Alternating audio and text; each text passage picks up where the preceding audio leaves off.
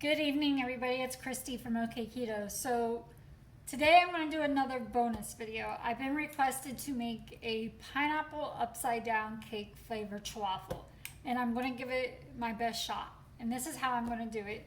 I have a half an ounce of cream cheese. I soften by putting in my little bowl.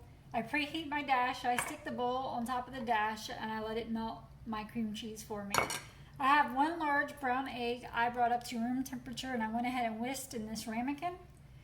We're going to do 1 tablespoon of coconut flour, 1 tablespoon of Swerve confectioner, a half a tablespoon of Swerve brown. It's a brown sugar replacement.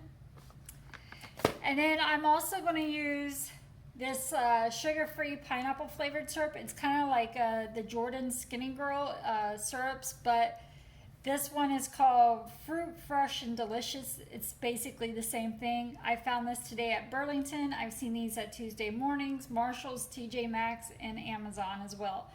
But it's the pineapple flavor, and this does have sucralose in it, so be aware of that. If you do not use sucralose on keto, this will not be for you, but this is what I'm going to use today.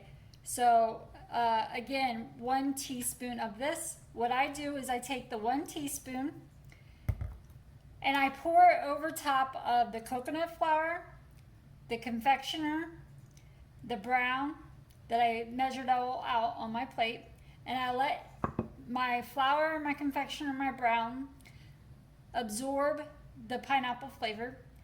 It's been resting there for about 10 minutes so that it kind of dries up. That way, this is the carrier for the flavoring syrup. If I put the syrup directly into my egg, it changes the whole consistency of the chaffle, so I always try to use a carrier for my extracts and my syrups and my flavors. So that's why I do that. So again, the cream cheese has been melted, so I'm going to go ahead and add my dry ingredients now that the syrup has dried up in there.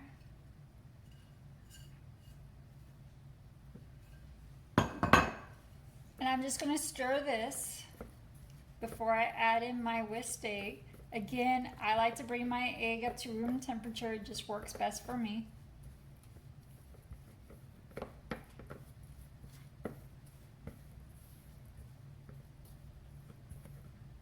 That's what it looks like. And now I'm going to go ahead and put my whisked egg in.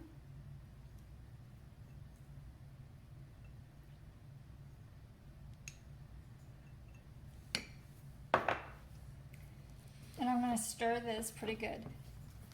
I think what I'm going to do after these come out and are made, I'm going to add a little bit of the Swerve brown and melt it in with some cream cheese, just a little bit, and use it as my topping, like a frosting. But it's going to be a cream cheese frosting with a little bit of the brown in there.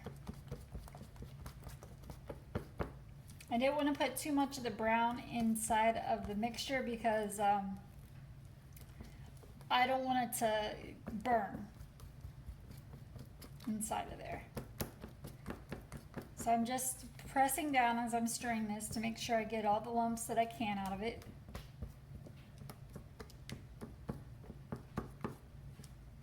And this is what it looks like a cake batter.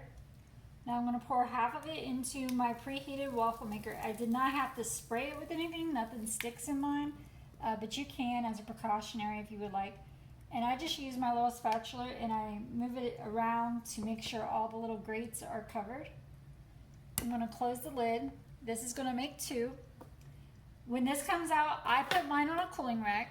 If I put it directly on the plate, the heat will cause condensation and it will get soggy on the bottom, so I always use a cooling rack when I'm taking mine out. So when I have 2 of them plated up, I will be back to show you what they look like. Okay guys, I just wanted to show you how I'm going to do the topping. I have a half an ounce of cream cheese in a little ramekin. I put a half a teaspoon of the brown, the Swerve brown in there, and then I did 1/4 a teaspoon of the pineapple flavoring. And I'm just stirring it about as it's melting. And this is what I'm going to use to top it with. And here it is, plated up. There's side view, top view. Again, that's with that cream cheese with the brown swerve and a little bit of that pineapple syrup in there. Let me just cut this so you can see what it looks like on the inside. I'm getting better doing that one-handed, I'm telling you. So there is the inside.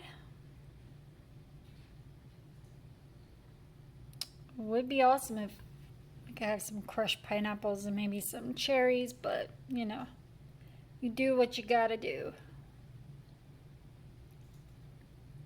Cannot wait to eat this. It's so good.